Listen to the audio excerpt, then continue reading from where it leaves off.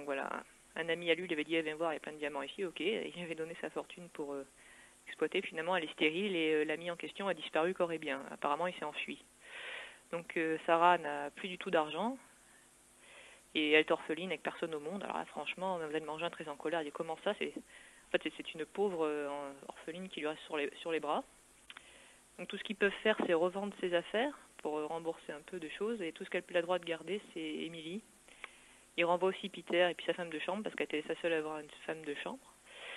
Et donc la pauvre Sarah n'a pas tout remboursé, même de cette façon. Comme elle a nulle part où aller, alors peut-être pas par gentillesse, Mademoiselle Mangin décide de la garder avec elle. Mais en fait, je me dis c'est plutôt parce que si elle avait mis une pauvre orpheline à la porte et que ça s'était su, peut-être que c'était pas terrible pour sa réputation. Voilà. Je pense que c'est surtout ça qui l'a motivée. Enfin bref, elle la garde, elle lui dit qu'elle devra rester comme bonne, comme Becky, quoi. Ouais. Donc elle va dormir dans la mansarde en haut à côté de celle de Becky. Puis, bien sûr, il y en a que ça... Comment dire, que ça réjouit beaucoup, notamment Lavinia. Elle dit génial, maintenant que c'est une servante, évidemment, elle lui fait bien sentir, notamment c'est elle qui va finir par aller s'installer dans son ancienne chambre. Et quand elle va jouer aux cartes avec ses amis, elles font exprès de faire tomber plein de miettes par terre, elle dit allez Sarah, viens me ramasser avec ton balai, quoi. Enfin bon, ce genre de choses. Et puis il y a Lottie qui se demande pourquoi elle peut plus voir sa maman Sarah, et puis elle vient quand même la voir en cachette dans sa mansarde, ce que fait aussi Marguerite et Becky. C'est-à-dire sans elle, c'est évident qu'elle aurait eu de quoi de déprimer profondément. Parce que bien sûr, les cuisiniers non plus la ménagent pas. Quand il manque des patates, on va la chercher à l'autre bout de Londres parce qu'elle ne trouve pas de marché ouvert. Puis il y avait cet épisode où, comme c'est sous la pluie, elle fait tomber son panier, commence à ramasser sous les yeux d'un horse-guard de Buckingham, ceux qui sont pas censés bouger là avec leur bonnet à poil. Puis il y en a un qui finalement finit par se remuer et l'aider à ramasser. Enfin bon, donc c'est comme ça à peu près tous les jours. Il n'y a personne qui vraiment n'ose s'élever, enfin, même pas la petite sœur de la directrice, donc Amélie Mangin.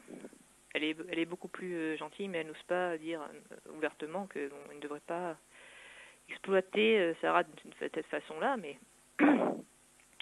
Sarah elle-même, elle sait pas trop comment, enfin, on lui a dit que son père est mort, mais elle n'est pas certaine des circonstances, et finalement, je crois que c'est Peter qui l'aide à trouver un bateau pour qu'elle puisse envoyer une lettre à Bombay.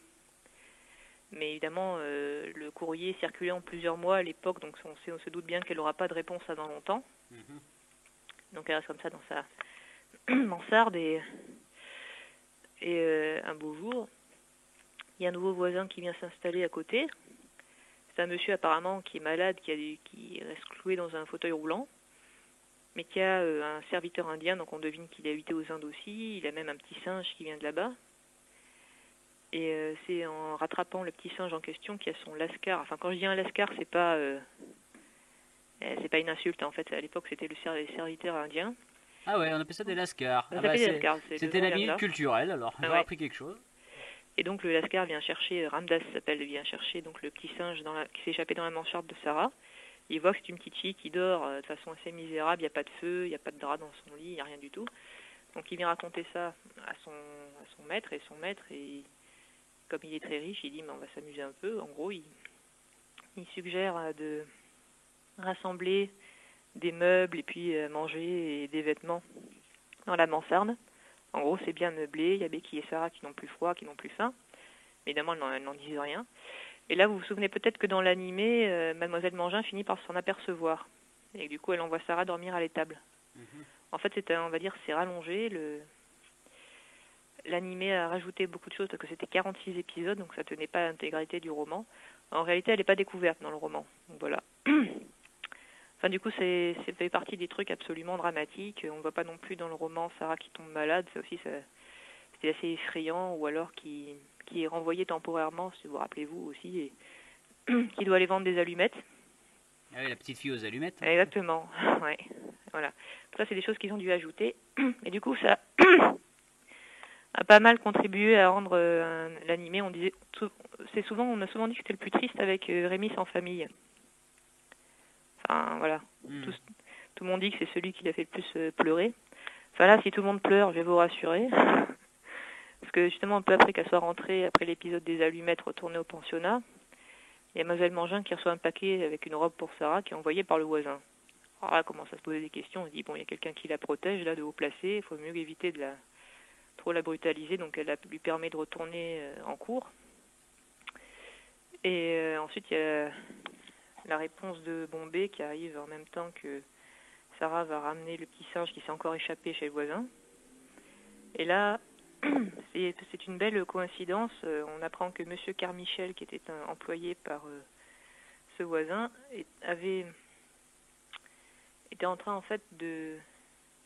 Monsieur Carrisford, voilà, le voisin c'est Monsieur Carrisford. Il avait employé Monsieur Carmichel qui devait retrouver Sarah Crew justement parce qu'il était employé par le capitaine Crew. Monsieur Carrisford, c'était le fameux ami de Monsieur Crew qui a cru que la mine était stérile, qui s'est enfui. En fait, il a eu une crise de paludisme comme Ralph Crew, mais il n'en est pas mort, contrairement à lui. Et à son réveil, donc, il a appris en fait, que la mine a bien plein de diamants et que Sarah en fait est 2 fois plus riche qu'avant parce qu'elle a hérité de la moitié de la mine. Elle a hérité de son père. Donc en se rendant chez Monsieur Carrisford, elle apprend qu'elle est cette petite fille qui cherchait partout et donc il décide de l'adopter en fait. Et donc Mademoiselle Mangin, elle a le plaisir entre guillemets d'assister au fait que son ancienne bonne est en fait 2 fois plus riche qu'avant, mais qu'elle ne retournera pas dans son établissement. Dans le roman, ça s'en tient là. Par contre, dans l'animé, elle est magnanime parce qu'elle lui fait un don assez élevé. Donc, j'ai oublié le montant, mais bon, voilà. Et elle décide aussi de retourner en Inde et d'emmener Becky parce qu'évidemment, elle n'a pas à la laisser là-dedans comme dame de compagnie. Elle fait aussi la paix avec Lavinia peu avant de partir, donc ça, il n'est jamais trop tard. Et voilà.